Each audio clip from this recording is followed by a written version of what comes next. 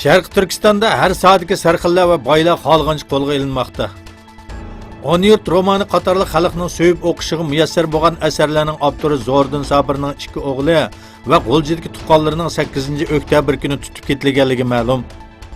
Cho'ng o'g'li 44 yoshli Mashrab savdo ishlari bilan shug'ullanadigan bo'lib, yana bir o'g'li Shuhratning Turkiyaga borganligi bahona qilinib tutilganligi ilgari surilmoqda. Avstraliya Sharq Turkiston jamiyatining bosh kotibi Mustafa Turanning Sharq Turkistonda yashayotgan 70 yoshli dadisining o'tgan yili tutib ketilib, Xitoy jazo lageriga solanganligi, yaqinda salomatligi yaxshi bo'lmaganligi sababli qo'yib berilganligi, lekin oradan uzun o'tmayli vafot bo'lganligi xabari kelganligi bildirildi. Amerika tashqi ishlar ministri Pompeo bilan Xitoy tashqi ishlar ministri Wang Yi Beijingda ko'rishdi. İki ministrining suhbatining bosh temasi yaqinda buyon orasi xeyli ichilib ketgan Amerika-Xitoy munosabati bo'lganligi ma'lum. Xitoy tashqi ishlar ministri Wang Yi Amerika prezidenti Trampning yaqinda buyon e'lon qilgan bayonotlarining ikki davlat orasidagi ishonch orasida qurilgan munosabatga buzg'unchilik qilganligini, Amerika Qo'shma Shtatlarining haqsiz harakatlariga qarshi ekanligini bildirdi. Pompeo bo'lsa ikki davlat orasida asosli bir kelishilmaslik yuz berganligini aytdi.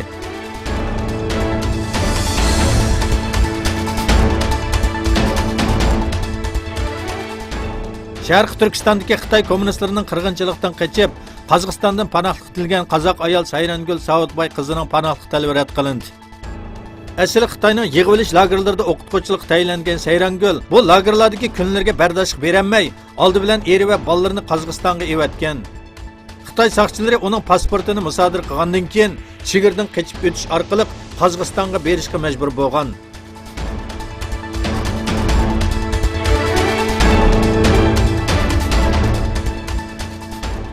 Qozog'iston Latin alifbasi ko'chish qarori chiqargandan keyin boshlangan bu yangi o'qish mavsumida poytaxt Ostondagi bir qism maktab va kasbiy maktablarda qozoq tili o'qitishi Latin alifbasida o'tilishga boshlandi. Nazarboyev bu yoziq islohotining davlatni zamonaviylashtirishga, chet el tili o'rganishga va internet qo'llanishga foydali ekanligini ta'kidlagan edi.